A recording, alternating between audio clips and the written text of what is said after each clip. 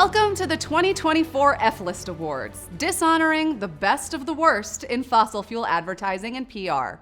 My name is Nicole Conlon, and you've heard my words on The Daily Show, my voice on the Climate Deniers Playbook podcast, and my tormented cries when I first saw this Shell commercial.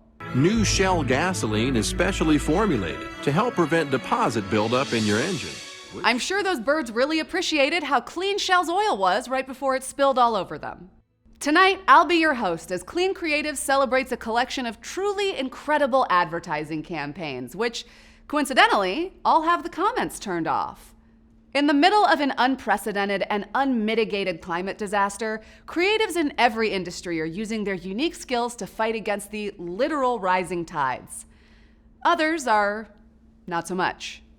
So, given the advertising industry's insatiable appetite for shiny trophies, Clean Creatives invented the F-List Awards, the only award show that honors the agencies, campaigns, and executives who, if given the opportunity, would happily pitch on an RFP to rep the sludge from Fern Gully, or that general who wanted to knock down the home tree in Avatar. Famously, Avatar is Fern Gully, but blue. And while every agency treasures its $200 IKEA bookshelf full of $500 trophies, the agencies featured today are far less concerned with showcasing their Webby as they are with spinning a web of lies. As we all know, when it isn't working with fossil fuels, the advertising industry is as pure and innocent as a baby fawn in the new fallen snow. But working together, fossil fuels and the advertising industry have crafted brilliant, odious, and award-worthy narratives, as rhetorically deceptive as they are scientifically incorrect. For instance, take this report from 1989 predicting the climate crisis, saying the main cause of increasing CO2 concentrations is considered to be fossil fuel burning, and that 44% of our emissions came from oil. That report was written by famed leftist eco-maniacs, Shell Oil. I'm just kidding, of course. The folks at Shell aren't eco-terrorists. Well, they are, just not the kind that you're thinking of. If they were throwing soup on paintings instead of spilling oil into our water sources, they would actually be prosecuted. In fact, one of the most potent ironies is that working for fossil fuel companies isn't just bad for the planet. It's often bad for your agency's portfolio. Nobody's winning a Clio award for this ExxonMobil ad that says, "Renewables and liquefied natural gas go together like peanut butter and what I can only assume is petroleum jelly."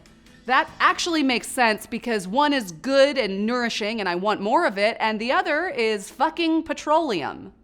Of course, just as fossil fuels can't deceive the public without the hard work of advertising and PR agencies, agencies can't deceive the public without the hard work of creative directors, designers, copywriters, and account managers, all beholden to the greedy whims of their C-suites. If that sounds a little too familiar, that means you work in the ad industry. And we have great news. You have the power to stop perpetuating this cycle. We'll be sharing direct actions you can take throughout the show, so stay tuned for ways to circle back on that conversation with your agency and do a little blue sky thinking about keeping our skies blue. We've assembled an impressive array of leaders in the ad industry, educators, comedians, activists, and more to help me give out this. An actual real-life F-List Award, which we will be delivering to our winning agencies with all the pomp, circumstance, and shame it deserves. Call IKEA and order another K-Lax, because this baby's gonna need its own shelf. If you are moved in any way by what you see tonight, there are a few things you can do, and we'll talk about them as we go, but here's the top takeaway. Sign the Clean Creatives Pledge. Say that you're signing it. Stop working with the companies that are doing the most to destroy our climate. And in case you think you're alone, you're not. In fact, the Clean Creatives Pledge just hit 1,000 agency signees. And that's not the number of individuals. That's the number of entire agencies promising not to do business with fossil fuel companies. And while we're proud and grateful for our ever-growing assembly of pledge partners, tonight's not about celebrating the folks who are doing good. It's about shining a light on the folks who aren't. So without further ado, let's dive into the 2024 F-List Awards. We begin tonight with the Slippery Slope Award for Special Achievement in Hyperbole. As always, slippery slope arguments are a favorite tactic for people who want to scare you into complacency from which they profit. And I know what you're thinking. Well, if we stop greenwashing fossil fuels, where will it end? Will I have to change my middle name to electric vehicle? Is my boyfriend gonna become a compost bin? Yes, congratulations, you nailed it. That's what a slippery slope is. To present this award, I'd like to welcome comedian, writer, head of new business at Movers and Shakers, and TikTok sensation, Robert Mayhew. Hi, Rob. Thanks so much for being here. This is my absolute pleasure, and this is a wonderful category, hotly anticipated. I'm very excited to be presenting this award. It means a lot to me, and I'm sure everyone that's been nominated. And we'll get to the award in just a second, but first I want to talk to you a little bit. Would you like to tell us a little bit about your work? Yeah, so I've worked in advertising and PR, marketing, all the disciplines basically for the last 20 years, and I have kind of had a great time, but I've been very conscious of the kind of clients I've worked on, and I've worked on some shockers over the years. I freelance, so I've worked on tobacco, but that was the life I was smoking then. But I joined TikTok and I started making sketches about the industry, about how wonderful the industry is, but also shining a light to some of the things I think we could improve on. Some of that being some of the clients that we work on, and some of the pressures that employees have to work on certain brands that they maybe don't want to. And one thing I'd like to see happen in the industry is one of the first questions need to be is, do you have an oil and gas account? Do you have any clients that are oil and gas? If we normalize that question, it should be up there with what's your maternity leave policy? Because if we start normalizing that question, we're going to start putting that pressure on the agencies to drop these accounts. There's no reason why we should have them. I'm sure they pay very well, but it's not doing the world any good. And as somebody who's been in this industry for a long time and you've seen sort of the way it's changed, in what ways have you seen the conversation about climate in marketing progress and or regress in terms of, getting us closer to fixing the problem? I think there has been, in terms of conversation lower level, so by the employees, I feel like there's way more conversation about the type of, you feel a bit more empowered about what you can and can't work on. But I still think, agencies are still pitching for these oil and gas accounts. You've still got the big hitters, you've still got the big players, the networks who are still, you've still got Ogilvy who have a whole floor dedicated to BP, yet they still they send an email out when I work there saying we're going to use wooden cutlery in the canteen. But we need to be pointing this stuff out. We need to be having these conversations. We can't let them get away with it. We just need to draw a line and say no more working with these accounts and clients and brands. And we'll get into more details once we can talk about the actual award winner tonight. So I'm going to ask you to do the honors. Please present our award. Thank you very much, everyone, and thank you for dialing in. The winner of the Slippery Slope Award for Special Achievement in Hyperbole is Energy Transfers. Hashtag it takes energy by Energy Transfers. Wow, what a piece of work is all I can say about that one. This campaign imagines a future where absolutely no petroleum-based products exist, which somehow ruins a first date and, more sinisterly, threatens a woman's pregnancy. This is what a hospital would look like without oil and natural gas, and nobody wants this. Without lipstick or sneakers, you're absolutely screwed, and also nobody's gonna want to date you. Can I just say, if you're working on an account and you've done this lovely piece of film, quite high production, quite well written, but then you upload it onto the internet and then you're told to turn off the comments, that should be a red flag. Turning off the comments. You have to turn off the comments at any of your work. Huge red flag. And you've got to ask questions. And what's particularly wild about this is that very often fossil fuel interests will criticize environmentalists for being hyperbolic, saying that we're predicting a worst case scenario and that none of these impacts are going to come to pass. But we're really worried about the future. This almost feels like a last attempt at just trying to go, there's no problem here, or we need this. This is and you see it, even the government are doing it as well. So it's just crazy that agencies and are working with brands like this, because these are the stories that they're paying you to tell. You're not part of the solution. This isn't going to help. The solution to what? The solution to that making more money for them. So it's just crazy to me, and a very worthy winner. So tell us a little bit about where people can find you and the kind of stuff you're working on. So You can find my funny, hilarious, groundbreaking sketches on TikTok. Mr. Robert Mayhew is my @. If you've searched for me on there, and then I post every day. You can see me. I do lots of performances at conferences and whatnot, so just keep an eye out for those. And connect with me on LinkedIn. I like to bring these conversations to a very exciting platform, LinkedIn, where people like to talk about themselves, and I'm no different. So come and follow me on there. Just connect with me or follow me, and then just continue to support clean creatives. That's my big ask for people, because they are the place. That's where I go to get my information as well, and they inform me all the time about what agencies are doing what brands are doing what, and that's how I it inspires a lot of the content I do. Thank you so much to Rob Mayhew for joining us. You can follow Rob on TikTok at Mr. Rob Mayhew. Next up, we have the How Do You Do, Fellow Kids Award for Excellence in Digital Cringe. This award celebrates fossil fuel's pathetic attempts to connect with Gen Z and Alpha. The ones playing on their iPads all day because they can't go outside with all the wildfire smoke.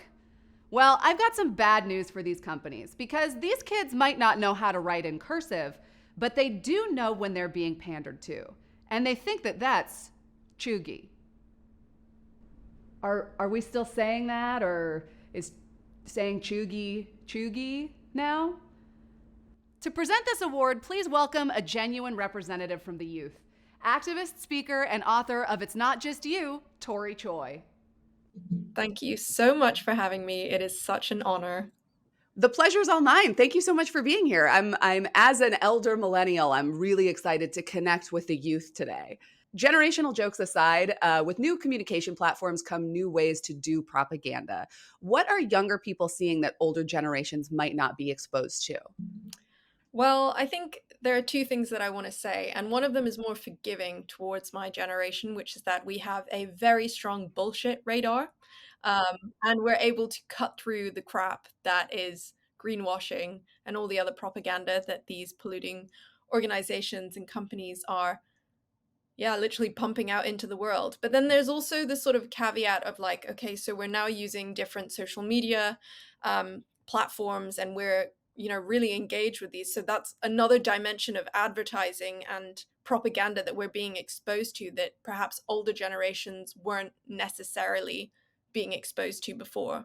And with that comes, a whole host of different issues, from people doing influencer campaigns with Shell to, these like sort of diversity and inclusion schemes, and using like different people to represent the companies to give them a sort of like better image. And that's really prevalent on social media. But I am going to really put my hand on my heart and say that I think our generation is they're smarter than that, Well, I certainly like to think so. And I think that fossil fuel companies and advertisers are becoming a lot more aware that Gen Z is going to determine their future marketability, their future viability as a business. And that's why they're trying to pander to them.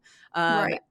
And that is why we created this award. And the nominees are Caltex and VML, Unstoppable Star. Shell and Essence Mediacom, Shell Island on Fortnite. Chevron and Dentsu for this TikTok campaign. But now for the drum roll, the winner of the How Do You Do Fellow Kids Award for Excellence in Digital Cringe is Shell Island on Fortnite. Shell and Essence Mediacom. That's right. Shell took time off from mapping oil reserves in exploitable countries to map out a digital island in Fortnite. It's so bad, I almost wonder whether Essence Mediacom are a bunch of environmentalists who sabotaged Shell's campaign on purpose. But let's not give them too much credit. Reddit was rife with rave reviews, including, "It's bad. It's so bad. I'm pretty disgusted. Shell keeps claiming to care about responsibility, but then here they go allying themselves with something as damaging as Fortnite. And Shell would drill a sick orphan's spine for oil if they thought it was in there."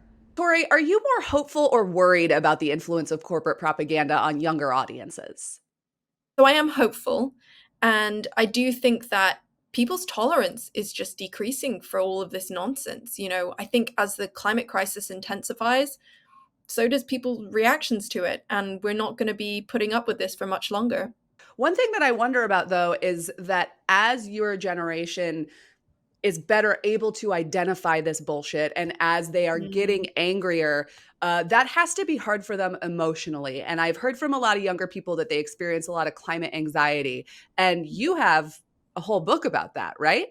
Yeah, I do. And you're right. I think younger generations are some of the highest rates of eco-anxiety that we see in any generations. I mean, it makes sense, right? You're inheriting an unstable future. I definitely feel like there's a lot of climate awareness in amongst young people. And when I was writing the book, part of that process was interviewing 15 different young activists from all around the globe. And it was a universal experience. I do think that with that awareness, there is more compassion and there's more capability to take action. I don't think you take action unless you care about something. And so for me, one of the big questions that I ask is like, how do you take these emotions that feel so overwhelming and allow them to guide how you choose to move through this crisis and what you're going to do about it, essentially? Yeah. There's a really important philosopher in my life named Whitney Houston who Hell yeah. once said, he believes the children are the Our future. future. And so do I. How are the children, who I guess now are like in their teens and early 20s, Yeah. how are they reacting and acting on the climate crisis in a different way than generations past, older environmentalists have done? Yeah, you know what? I am somebody who loves to do that intergenerational organizing. I think it has a place, and I think it's really important to learn from your elders. And as much as like the elders can teach us stuff, I believe that we can teach them stuff as well. The one thing I caution is that, people are like, "Oh, you are the hope of the future." And I think Mhm. that can also be kind of similar to that meme. I don't know if you've seen it, where there's like a hand drowning and someone like high fives Yeah. it, like helps them up. That for me is like when someone says to me, "Oh, you give me hope," I'm like, yeah, let's make sure we don't go down that route. But like Yeah. instead of like you give me hope, it's like how can we build this hope together? And that relates to that intergenerational organizing that I was kind of speaking of. Tori, thank you so much for being here today. Can you tell us where people can find you? Tell us about any other things you're working on. Tell us the title of your book so people can go buy it. I am Tori Choi, so TORITSUI_, because apparently my name's already taken. Who knew? On Instagram and without the underscore on TikTok. And yeah, my book is called It's Not Just You. I always recommend for people to buy it from a local bookstore if they can, get it ordered into a library. We love to support the independents. And it is available online, I think, at Blackwell's for international shipping because it's not got rights in the US of A, where a lot of people have tried to acquire it. Great. Thank you so much, Tori. Make sure to check out Clean Creatives and also sign the Clean Creatives Pledge, which is a huge help. Next, we're traveling to the United Arab Emirates, where, ironically, I'll never be able to travel after talking shit about them. Our next award is Biggest Cop Out. Last December, the United Nations hosted its annual climate change conference in the United Arab Emirates, where it was led by Sultan Ahmed Al Jaber, the UAE's special envoy for climate change, and also the CEO of the Abu Dhabi National Oil Company. I've heard people say that COP28 was like letting a fox into the henhouse, but in poultry terms, it's more like holding a chicken safety conference at KFC headquarters. If someone only knew the UAE from their ads, they would assume that this solar panel paradise was some sort of Apple store on Arrakis. In reality, only 1.38% of the UAE's overall energy mix comes from renewable energy, and they intend to double their oil and gas production to 5 million barrels a day by 2027 while investing $150 billion in fossil fuel expansion. This award honors the firm that made this brilliant conflict of interest possible, and presenting it with me is the head of creative at Greenpeace Nordic, Gustav Martner. Thanks for having me. So tell us a little bit about what COP28 is supposed to do and what changed because it was held in the UAE. COP is a place where nations and important actors can negotiate how to make the transition that we so urgently need. But when they make it fair for oil companies and lobbyists, and they get too much power there, then the negotiations get pretty diluted, and the big steps that are needed to take with all these actors, they are not negotiated to the extent that they should be. How does the presence of PR impact these kinds of summits? Does having a lot of marketing professionals or PR reps influence the way that policy decisions happen? Well, I mean, in the end of the day, you have to follow the money, and Mhm. that's really what's happening here. And also, you have to acknowledge that professionals at the top-ranked PR agencies, they know how to do their job. So if you Mhm. combine the fact that the oil companies, they want to slow down the transition. It's basically a race to the bottom for all these oil companies to make as much money as possible before the oil is gone. And if you combine that with these professionals that spend decades of crafting propaganda, and how to really make the best communication effort to make their clients' business, and their business needs work, then you get what you get. Yeah. And I want to talk a little bit more about specifically how this advertising campaign may have impacted COP28. But in order to do that, we're going to have to find out who's responsible for this. So, Gustav, will you please present the award for biggest cop out? And the winner for biggest cop out is a well-deserved winner. It's Edelman for their 20-year campaign to greenwash the UAE. Congrats, Edelman. You're the worst. Wow. Congratulations to Edelman, the industry leader when it comes to lying for fossil fuels. They've worked for more fossil fuel clients than any PR company tracked by Clean Creatives, everyone from Aramco to the American Petroleum Institute. They even worked with climate deniers as late as 2022. How do you think this company and this CEO are going to be remembered? How they will be remembered? Mm, as criminals. Wow. Hard to get more succinct than that. And do you think that having held COP28 in the UAE is going to help them produce fossil fuels for longer? Yes, definitely. In the end of the day, this is about fossil infrastructure. And when you build huge refineries, when you build huge industrial complex, you have a life expectancy of that, right? So in the end of the day, they want to get as much money out of this infrastructure as they can. And if there are bold decisions at places as COP, when there are bold treaties, they will either ask for money from governments to pay them to take away the fossil infrastructure, or they will try to block it. And in this case, it seems like a lot of governments are not doing their job in actually saying no. This is too important. We have to stop the fossil infrastructure. So that's why it's so important to stop all new fossil infrastructure, including gas. That is now the thing that is being greenwashed the most. That's the Mhm. fossil gas, right? They call it natural gas. That's a typical PR invention, by the way, right? You add natural before something, and then all of a sudden it sounds better than the reality.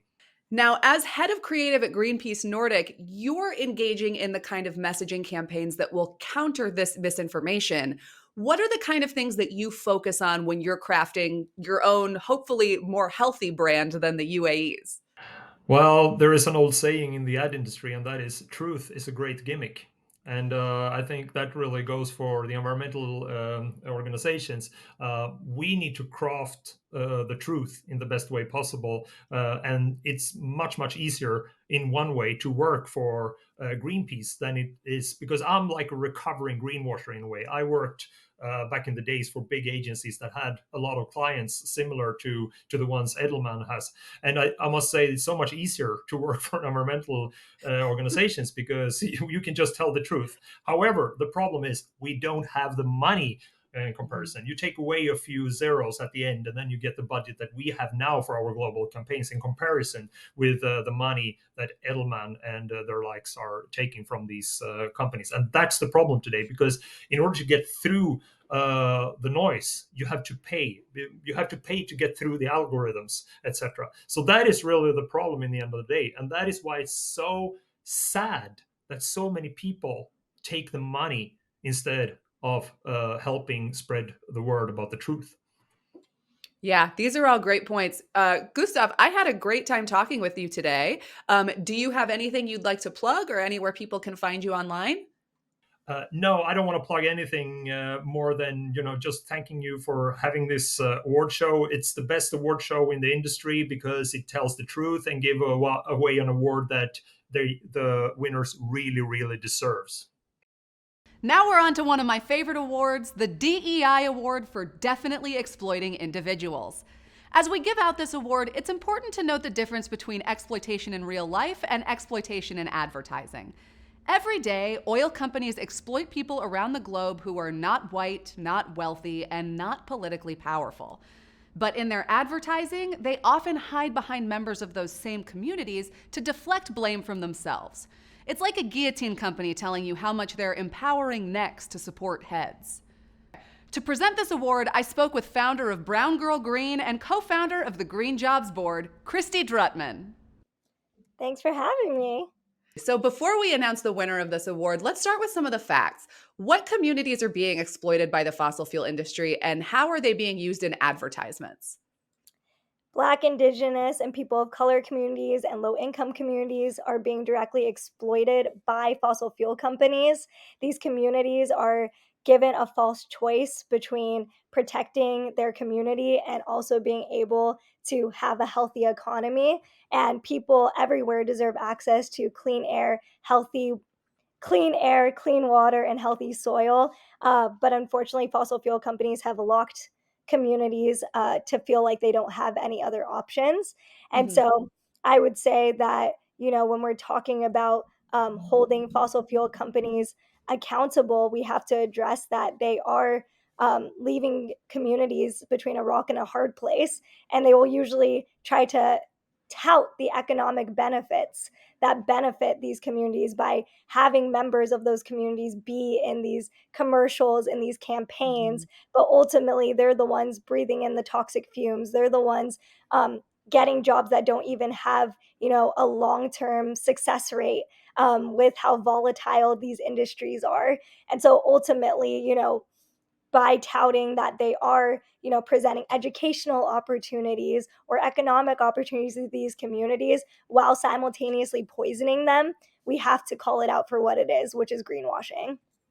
I guess what you're saying is we're not going to girl boss our way out of climate collapse. And we're not going to DEI, woke wash, greenwash our way out of it either. Definitely not. Christy, I want to talk to you a little bit more about this, but I think it'll be helpful if we can see the campaign we're talking about. So can you go ahead and present our next award? To announce the winner of the DEI Award for Definitely Exploiting Individuals is McCann's Campaigns for Saudi Aramco. Woo! Good job, McCann. Women continue to be globally underrepresented in fields such as science, technology, engineering, and math. This reality inspired a series of initiatives designed to accelerate women's professional development within our operations.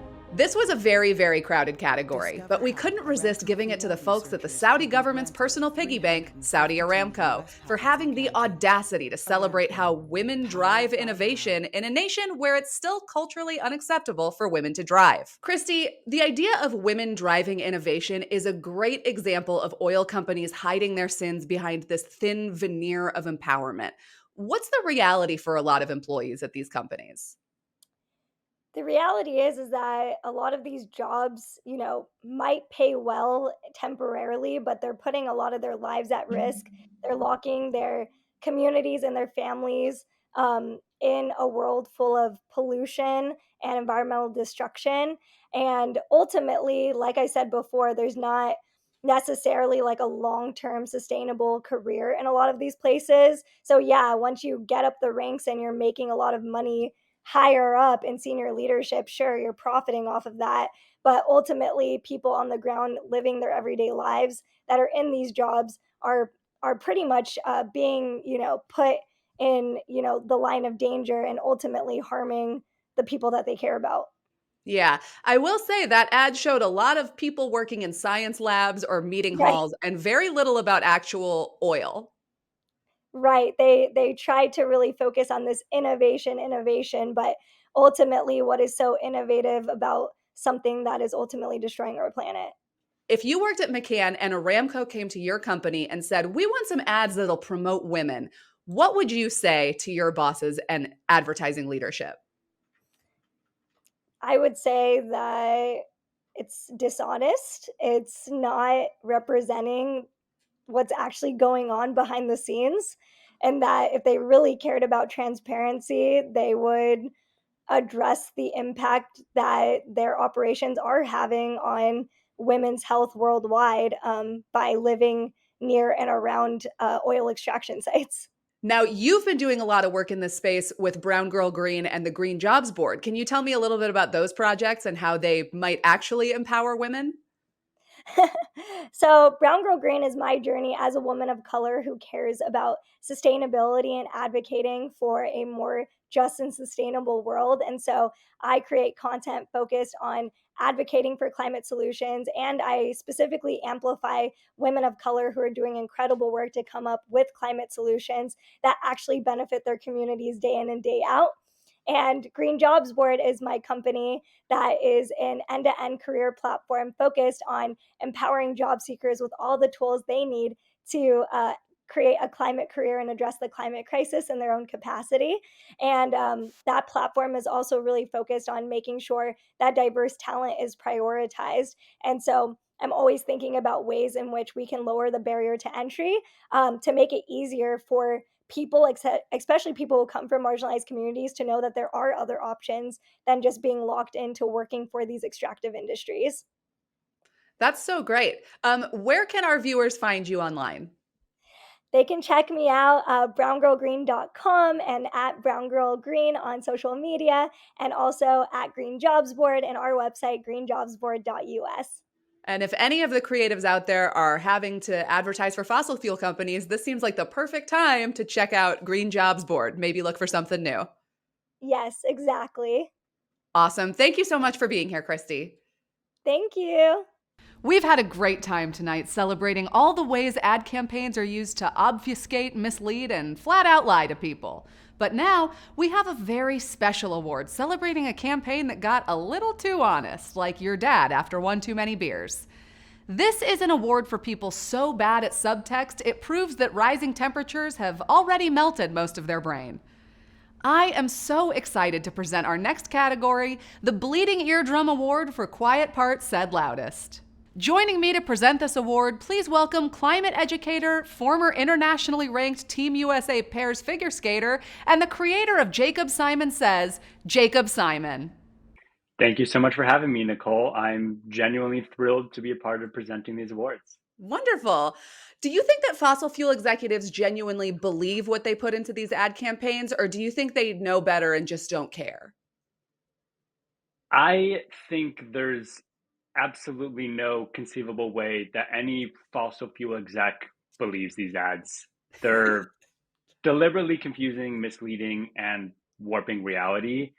But in order to create these propaganda pieces, you kind of have to know the truth so that you can twist it.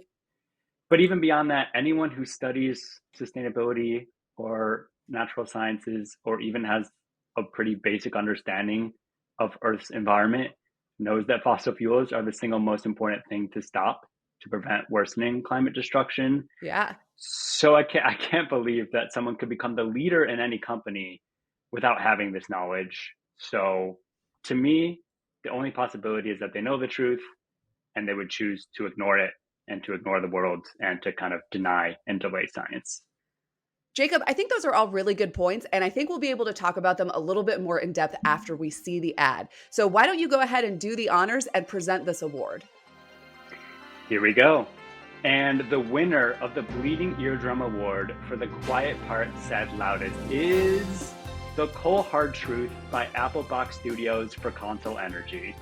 What will be the unintended consequences of abandoning fossil fuel-based power before we're ready? Coal can be a bridge for these emerging economies to rise up and move ahead, and they have every right to achieve what we have. The world is rushing to renewable energy. But a new narrative is evolving. Now, Jacob, most fossil fuel PR at least pretends to support renewables and be part of the solution, but this clip just comes out and says, we're not for renewable energy. Do you think on some level that honesty is refreshing? Refreshing in the way that it's different, but no, absolutely not. Yeah. I think that they're very good at trying to sprinkle in bits of something that kind of feels like it's maybe Mhm. truthful, mixed in with a bunch that isn't. So that when you're watching this and you're like, I don't know about that. But this point seems like it makes sense. So the rest probably is too. As a viewer, it kind of can piece that together for you. But I think that it's absolutely not an accurate ad in any way, of course, which is perhaps why it's the winner. Yeah. And they use a lot of like very common emotional manipulation and fear Mhm. tactics that, even though the words they're saying might be a little bit different than some other greenwashing ads we've seen, the tactics that they're using are the same.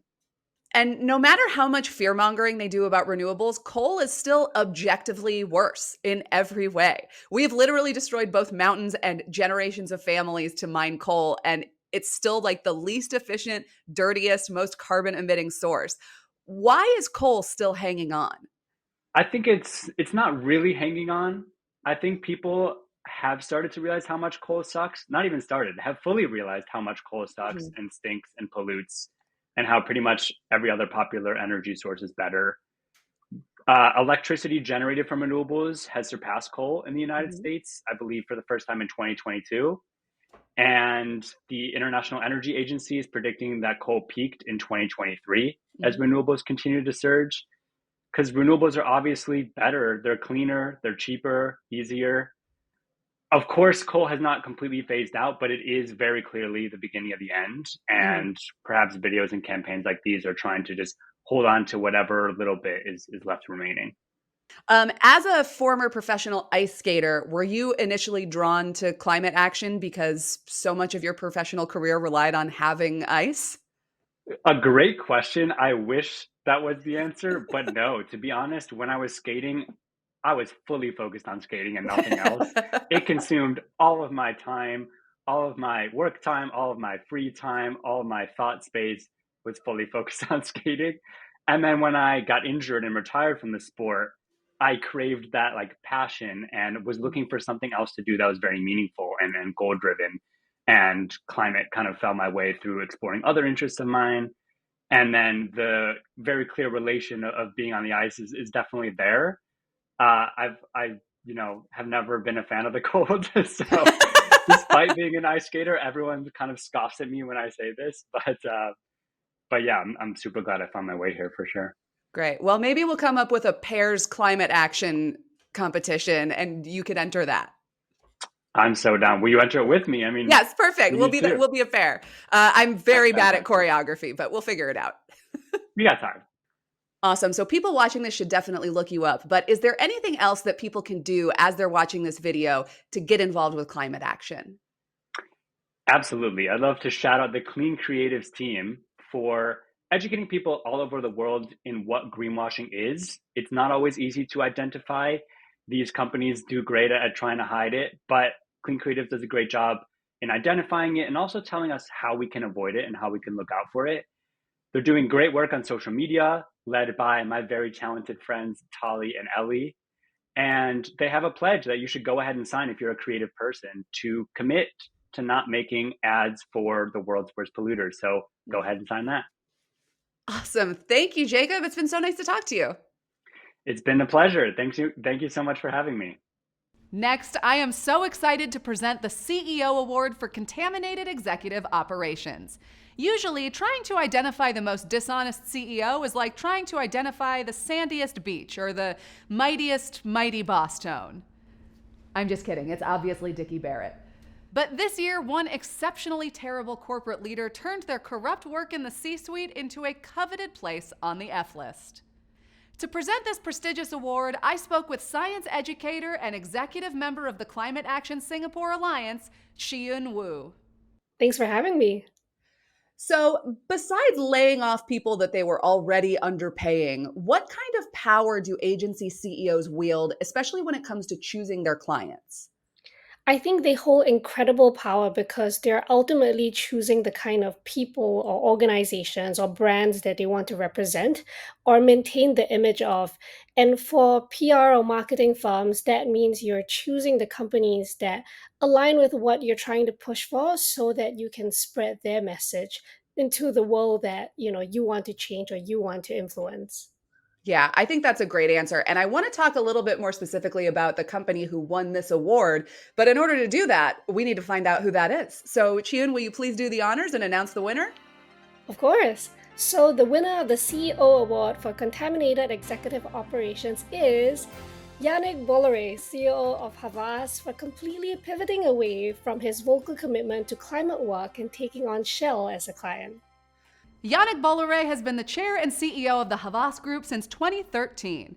He's kind of like the Greta Thunberg of the advertising world, except he's old, he's French, and he's completely wrong about everything. Literally, as we were releasing last year's F-List Awards, Havas announced that they had won Shell's Global 2024 Media Account, despite complaints from the C-suite across the UK and countless employees globally who were made even more uncomfortable by targeted Extinction Rebellion protests. In a single year, Havas has gone from being a model holding company with the fewest fossil fuel contracts on our 2023 F-List to one of the worst villains in the industry, led by a man who said all the right things until he didn't. So, a man. But what's worse is that Yannick claimed to be taking on Shell because, quote, the most effective change comes from within, which is an excellent point, as bullshit technically does come from within the bull. That misconception is especially worrying since Havas is currently pitching for even more Shell PR business, and Bolloré seems to think that PR companies can control their clients' actions. But if that were true, we would never hear from Kanye ever again. And we all know that that's not the world we live in. Big congratulations to Yannick Bolloré and Havas. Now, one interesting thing is that Havas is a B corporation and they might lose their B Corp certification. Do you think they should? I think considering that the B Corp certification, it's about companies that demonstrate high social and environmental performance, transparency, and also just greater accountability when it comes to protecting people and the planet. This does come at a very tricky time, especially if they're taking on Shell as a client. Now, you're a climate communicator. When little guys like us, regular people, are trying to fight back against a messaging behemoth like Havas promoting climate misinformation, how can we think about communicating climate concepts? I think that's why social media is so important because it presents this alternative platform that allows you to then correct a lot of messaging that we might be seeing at the bus stops, on the streets, that are subtly telling us things that we might not realize that we are absorbing. So, when it comes to shaping consumer perception on what this better future can look like, communicating climate change in a more democratic and in a fairer way, it thus becomes even more important. Havas's parent company is the Bolloré Group, and if that name sounds familiar, congratulations, the internet hasn't completely destroyed your attention span. That's the name of the CEO I was just talking about. This family business also owns Bolloré Energy and Bolloré Logistics, which works with heavy hitters like every single oil company in Europe and Africa. Yannick's father, Vincent Bolloré, has been referred to as the King of Africa. Here's a helpful shorthand for anyone who skipped world history. If a French person is nicknamed the King of Africa, they aren't the good guy in that story. Now, Chiun, 23,000 people work at Havas across 100 different countries, and they weren't in charge of this Shell decision. Do you have any advice for what they can do other than weep and try to steal Yannick Bolloré's yogurt out of the break room fridge? I mean, that's such an important question because most of the time, the people like us who care are not in positions of power, but that doesn't mean that we're not important in this conversation. Employees are important stakeholders to their companies as well, and making their voices heard on things that they agree or don't agree with can make a huge difference. And I know that's not easy as an individual, but that also means finding like minded people who then can join. I wouldn't even say your cause, but join you in pushing for the right things because it's for the good of the greater community and the planet. Jiyun, thank you so much for talking with me. You've been really informative. I really appreciate it. If people want to find you, where can they see your work? Yeah, I'm mostly found on Instagram at the Weird and Wild. So yeah, hit me up on Instagram. We've seen an awful lot of unsubstantiated environmental claims tonight, but this next company is Tom Sawyer-esque in their ability to make someone else do their greenwashing for them. And if you get that reference, congratulations on being a teacher's pet in middle school English, you nerd. To present the Emerald Salad Spinner Award for Greenest Greenwash, actor and stand-up comedian KG Makhadi. KG, thank you so much for being here. Hey, thank you for having me. It's a pleasure to be here. Really nice to meet you. So first things first, greenwashing, good or bad? Horrible. Totally bad. The worst. Good. I know that you just recently did a video talking about greenwashing. Can you tell us a Yeah. little bit about how greenwashing shows up in your home in Africa? It shows up when fossil fuel companies come out and act like they are representing, the best of the companies, where they act like they are green companies. They run and sponsor ads, and they sponsor companies that people like, that people are very close to, and they position themselves really as green companies. All right, KG, I want to talk to you a little bit more about greenwashing, but in order to do that, we have to hear our next award winner. Will you do the honors, please? And the winner of the Emerald Salad Spinner Award for the greenest greenwash is Total Energy's 60-year sponsorship of South African national parks. Yay! Shout out Total. Total Energies is the sixth largest oil company in the world, bigger than Chevron or BP, and has generated an enormous amount of good publicity for itself by promoting access to South Africa's national parks, supporting the Kudu Awards, which recognize excellence in conservation, and fueling and funding anti-poaching expeditions.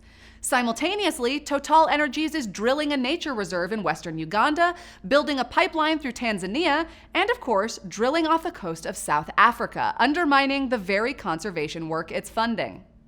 So the argument that you hear a lot of times with greenwashing campaigns is, well, at least Total's money is going to a good cause. At least it's supporting the national parks. At least it's supporting soccer or football, excuse me.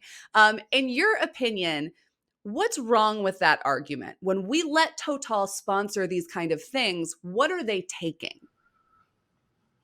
They're not sponsoring because they care, right? They're sponsoring because they're trying to clean up their image. That's basically what is happening. And their image is bad. If we dealt with the truth of what is going on with the earth, if we dealt with the truth of what happens when things like AFCON have to be moved because it's just too hot. We've got the hottest. Even during the games, we have to take breaks because it's just too hot. When we deal with the idea that as much as they're trying to come across as really responsible citizens and responsible companies, the countries where they are mining, people are still the poorest on earth. So the bad thing is that they're not sponsoring because they care of the people, for the people. They're sponsoring because they are trying to clean up their image, and that's unethical. Yeah. And it sounds like people in South Africa where you live aren't totally falling for it. No, no. This is why we are. This is why you have me here. There's various groups of people who, there's various activists around the country, even around the continent, that stand up and take these companies to court and delay, the delay whatever their intentions are.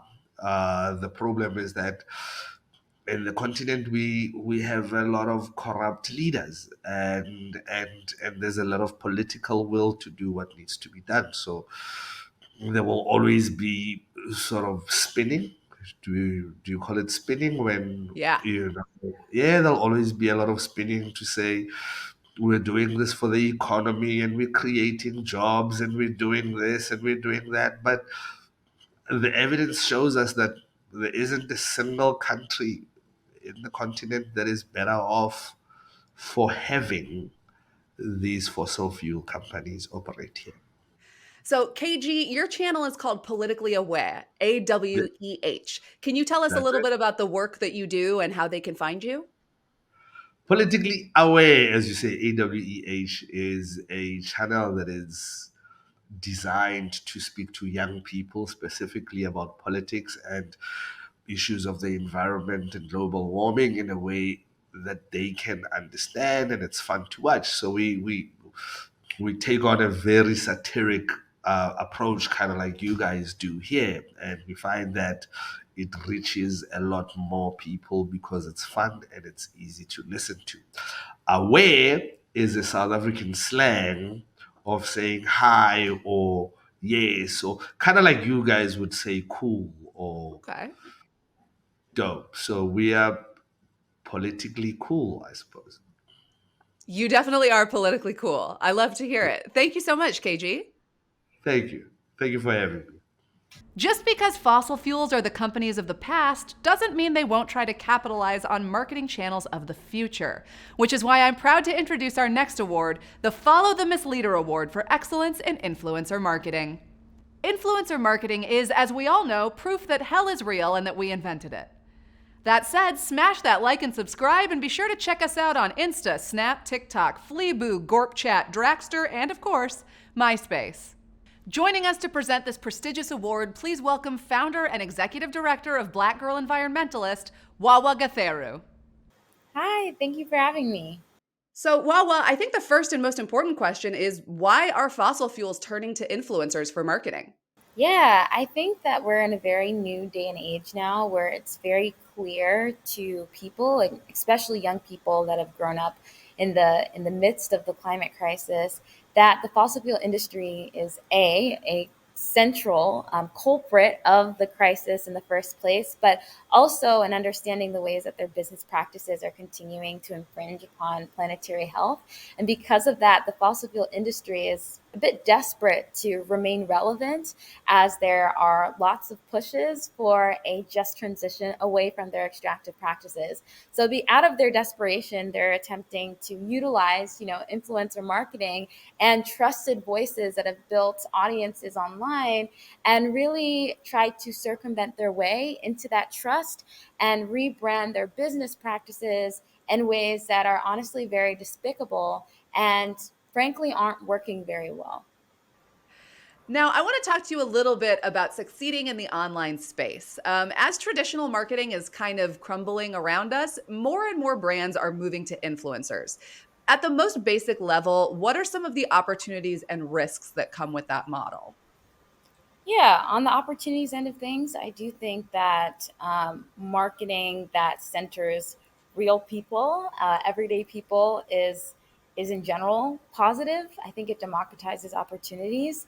The risks is obviously whether or not someone's opinion is being directly informed by monetary influence, and whether or not there is trust and transparency with the audience on how that might impact someone's opinion. So, I mean, there's always going to be risks and opportunities, but I think as long as the audience is able to have transparent information around how choices are being made and how narratives are being constructed, then it allows them to have access to choice.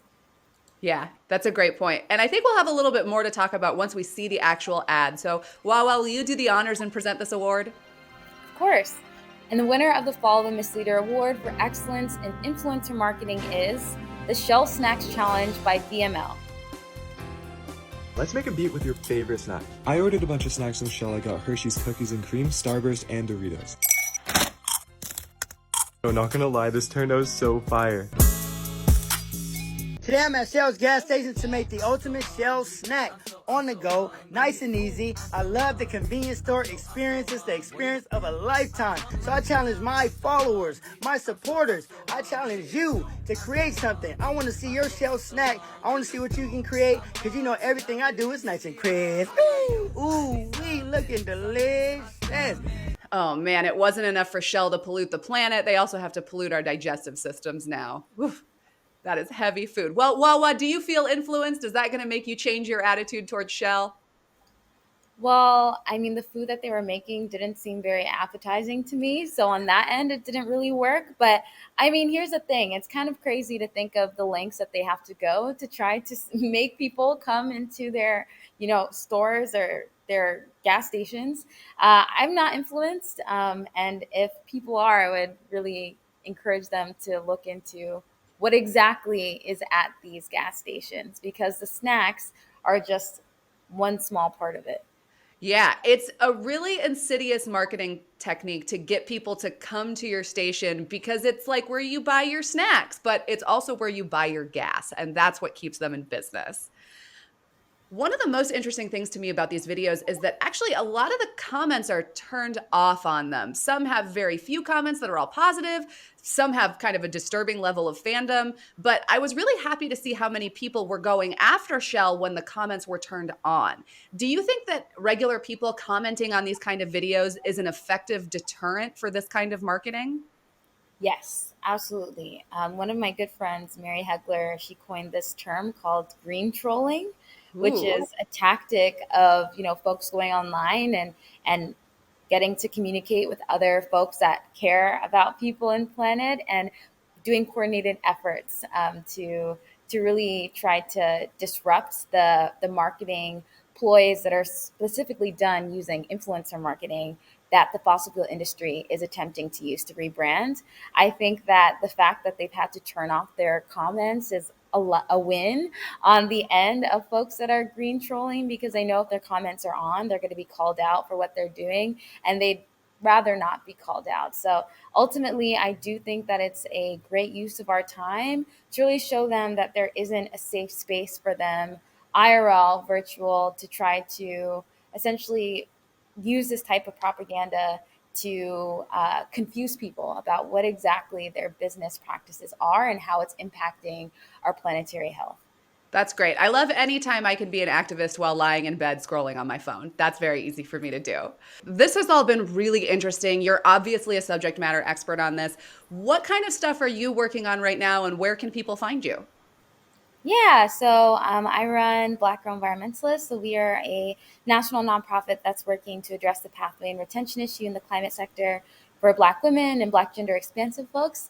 And we have tons of programming around green workforce development, narrative change, and community empowerment that is working to really shift the narrative around who can be an environmentalist and also ultimately are trying to help change the face of climate conservation, environmentalism, to be made in the image of all of us. And so if you want to follow along at Black Girl Environmentalist, you can find us at Black Girl Environmentalist on Instagram, as well as at our website at blackgirlenvironmentalist.org. Yes, let's get following some good influencers on TikTok. Now for a Clean Creatives classic, the Richard W. Edelman Lifetime Achievement Award for achieving shortened lifetimes. Richard W., or as it's much funnier to call him, Dick Edelman, is truly such a standout in this category, we're retiring his jersey to make sure that we have the space to honor the other ghouls leading the PR industry's war on reality. To present this award, I spoke with environmentalist, journalist, and one of the leading climate voices of the past 40 years, living legend Bill McKibben. What fun to be with you and on such a glorious occasion. We mentioned Edelman's loathsome legacy earlier in the program, but that same legacy is so notorious that we actually had to retire them out of this category. What do you think the legacy of these agencies who work for fossil fuel companies is going to be? Well, the legacy is measured in degrees.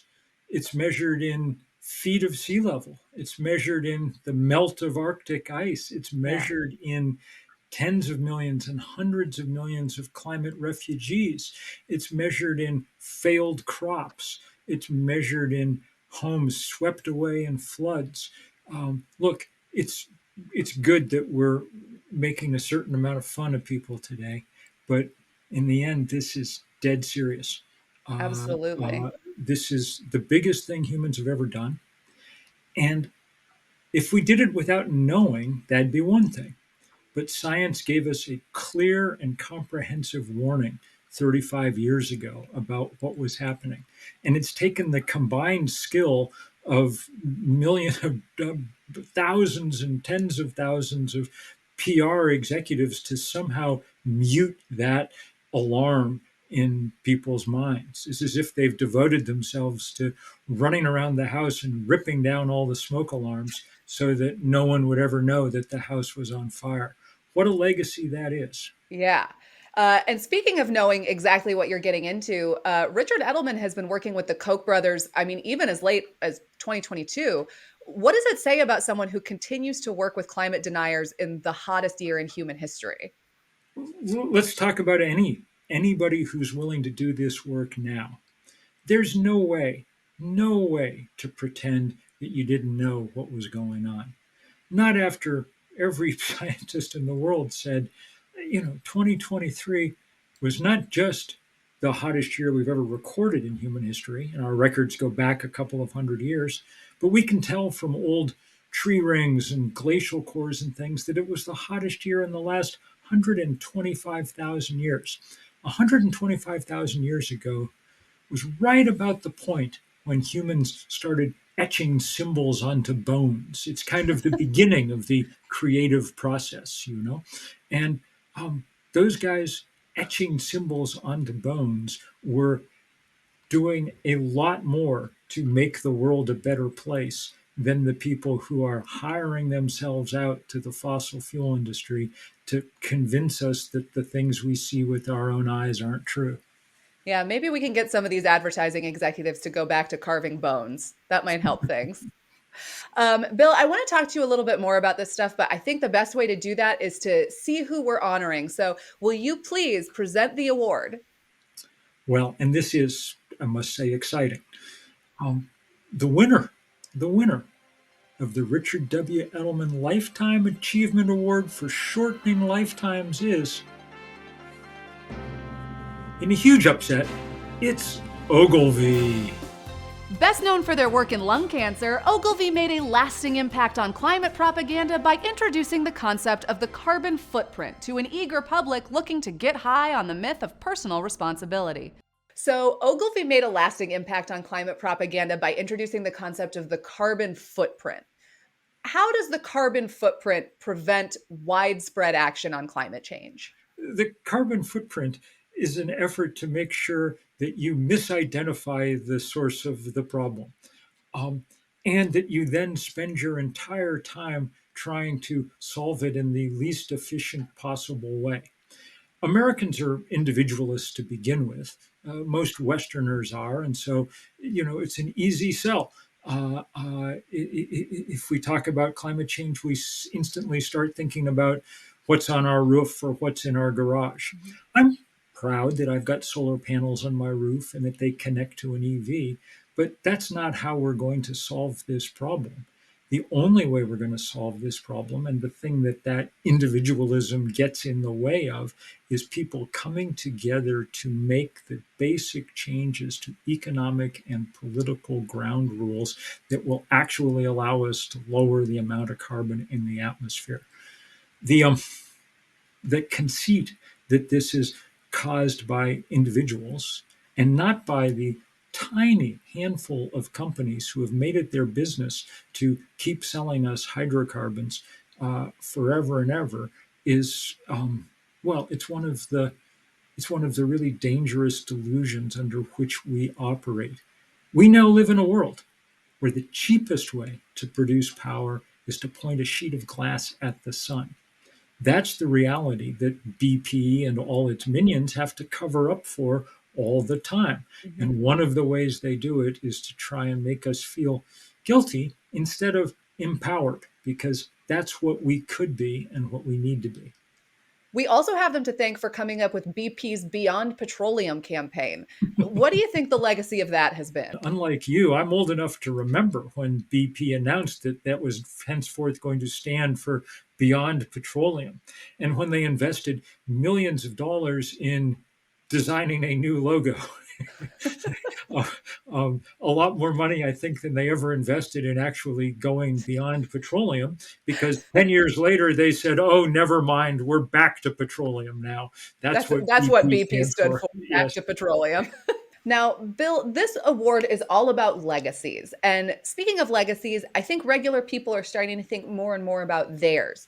And you're working on that with a project called Third Act. Can you tell us a little bit more about why you started Third Act and how it's going? Third Act is for old people like me. We're all over 60. And we started it because I'd heard a few too many people say, oh, it's up to the next generation to solve this problem. That's ignoble, but it's also somewhat impractical, because for all their energy and intelligence and idealism, by themselves, young people lack the structural power to make the change we need in the time that we have. Um, Older people, well, let me put it this way.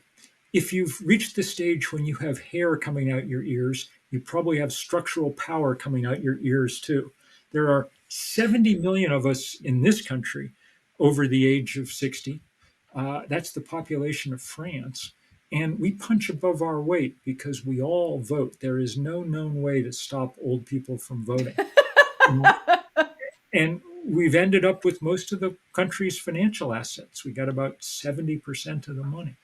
So if you want to put pressure on Wall Street or Washington or your state capital, it helps to have some people with hairlines like mine. And now we have going on 100,000 of them, chapters in every state in the country, and we're organizing like hell. So tell your grandparents about it. We're having a good time, and we're doing our best to back up the young people who are leading this fight. Okay, Bill, thank you so much for such a wonderful conversation. Is there anything else you want to let people know about? And also, where can they find you? Well, if you want to keep track of what we're doing all in the climate fight, I have a free newsletter that comes out every week called The Crucial Years on Substack. And I use it just to spread word about everything that's going on in this big, broad, burgeoning climate movement, including the work that you guys are doing, for which we're exceptionally grateful. This is an important point to be making. Creatives across the world have been all too often willing to sell their talents to the people that are wrecking this planet. That's bad.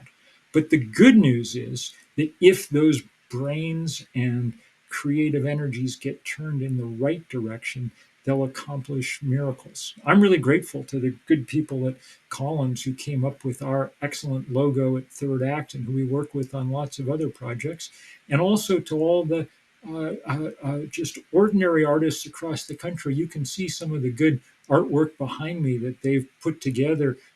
So creative energy is the single most valuable resource on planet Earth. We've got to point it in the right direction. It's absolutely imperative to our survival. Wow, what incredible words to end on. Thank you so much, Bill McKibben, for being here. What an honor talking to you. And such congratulations to Ogilvy. On you go. They really pulled it off this year. We're all very happy for them. We've arrived at our final award, but don't worry, you can see plenty more by following Clean Creatives on social, where we'll be posting all of the highlights over the coming days. This last award celebrates the climate solutions that sound great on paper until you realize that paper doesn't really make sound and those solutions don't really work. To help me present the Excellence in Science Fiction Award, I spoke with the chief solutionist and co-founder of Futera, TED speaker, author, and known science fiction nerd, Solitaire Townsend. Thank you so much for joining me, Solitaire. Hi, Nicole. And known science fiction nerd should come first. Like, I love this stuff. That's your main credit. Understandable. Absolutely. Cosplay playing, conference attending, Star Trek nerd. Great. You're in good company. Now, I have a question for you. Aren't we supposed to love climate technology? Why are we being so mean to these poor, innovative solutions? Oh, we have got to love the science, like the science, the technology, the solutions. I am literally a solutionist. The problem is the fiction. Like, we can all imagine Iron Man descending down and solving the world's problems for us, but that just ain't so. So we desperately need significant more investment, massive capital going to climate solutions, but only the ones which actually are going to really turn the dial. And unfortunately, fiction is much easier to tell stories about than sometimes the science. Yeah, I think that's a great answer. And I think focusing on the science fact instead of science fiction is going to be really important if we're going to solve this thing. Exactly. And science fiction costs a lot less because basically you're just inventing answers. It's easier to do, it's easy to communicate. It just, unfortunately, ain't going to do shit for the climate. Yes. And you mentioned that you're a solutionist, Solly the solutionist. And you literally have a book called The Solutionists about how to fix this problem. What should we be doing instead of making up fake solutions? So the real solutions are out there and they are super exciting, really heavily investing in the renewable energy solutions, which actually don't just deal with climate change, but also mean that people around the world, the billion people who don't currently have access to energy, can get access to clean, cheap energy. From EVs to innovative ways in order to deal with our homes, ways that we can eat differently. There are so many solutions out there and people are building them and they're making them. They are, however, costly and time-consuming, and none of them include fossil fuels. Mm-hmm. I think we can get a little bit into the specifics once we know who the nominees are. Once again, we want to honor a collection of nominees for their absolute brazen non-solutions that pull money away from real impactful change. Despite every major fossil fuel company touting its commitments to renewable energy and innovative new technologies, they consistently invest less than 1% of their total annual budgets on their entire renewable portfolios. The ideas they use to front these advertising campaigns are effectively just science fiction stories designed to distract us from the science nonfiction of the climate crisis, which, to be fair, makes for much worse bedtime reading. And the nominees are Shell's tree planting campaigns, brought to you by agencies like Hill & Knowlton, VML, Havas Media, and more. BP's carbon offsets campaigns, brought to you by Ogilvy. Chevron's carbon capture projects, brought to you by Ogilvy PR, OMD, and more. Okay, take it away, Solly. It's time to announce the winner. Like, all of these are extremely worthy awardees. Words like tree planting, carbon offsets, and carbon capture, like these just sing to my science fiction soul.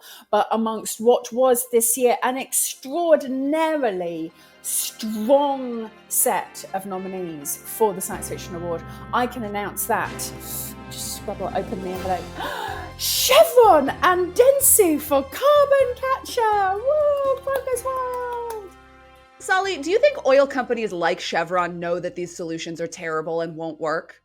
Of course they do. Like, yeah, one of the things that we know is that for decades, literally since the 80s, many of the oil companies have had access to much of the best science and engineering insights on climate change that there is. This is a very, very, very professional and well-informed industry. So they are hyper aware that these are not real climate solutions. What they're also hyper aware of is that these are very easy to communicate solution. Who doesn't love planting a few trees? Carbon capture, this sounds awesome. And actually there may be situations where sequestration, where carbon removal absolutely is important and useful. The amount that they would have to do to make even the tiniest scratch on their footprints. Also, I don't want these companies anywhere near these climate solutions. They have got a very worrying history, such as with, if you haven't watched the movie Who Killed the Electric Car, I would recommend doing so.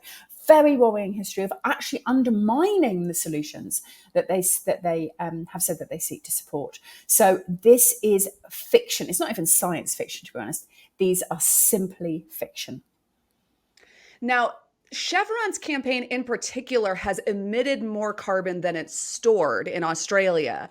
How do they spin that in a way that makes it seem like a climate solution? Well, the way that the oil majors, the fossil fuel majors have been spinning for years, which is murky, complex, difficult. This is the science bit. Concentrate. It's very hard for anyone who doesn't have an enormous amount of education and access to information on climate change to know what's a good solution and what isn't. And that's crucially important because there are good solutions and we've got to do them now. And so just by telling stories of look at this wonderful piece of technology, look at us planting trees, it's a really compelling sustainability story. Over the years, I've seen more than one occasion where people have spent more on the media buying to tell the story than they have on the solution itself. I'm sure that many of the people who are involved in it directly are people of good conscience, but the decision makers around investing in these small, often invalid or actually carbon creating solutions, the decision makers know exactly what they're doing. Sally, it was such a pleasure talking to you today, and I know that people are going to want to hear a lot more from you. So where can any science fiction nerd or climate enthusiast find your work? So look for me as Green Solitaire all over socials. Come and take a look at We Are Futerra, which is my agency. Check out our new non-profit, the Solutions Union, which is investing in culture change against climate change. And then, of course, I've got one very final, really important thing to say, which is live long and prosper. Thank you for joining us for the 2024 F-List Awards. These awards are the brainchild of the team at Clean Creatives, a collective of strategists, advertising professionals, and industry leaders who believe that fossil fuel clients threaten our shared future. Our goal is to encourage professional creatives from every corner of the industry to cut ties with fossil fuels. To the side of me on the screen, you'll see a list of tonight's real winners. Everyone who signed the Clean Creatives Pledge, which commits signatories to refuse any future contracts with fossil fuel companies, trade organizations, or front groups.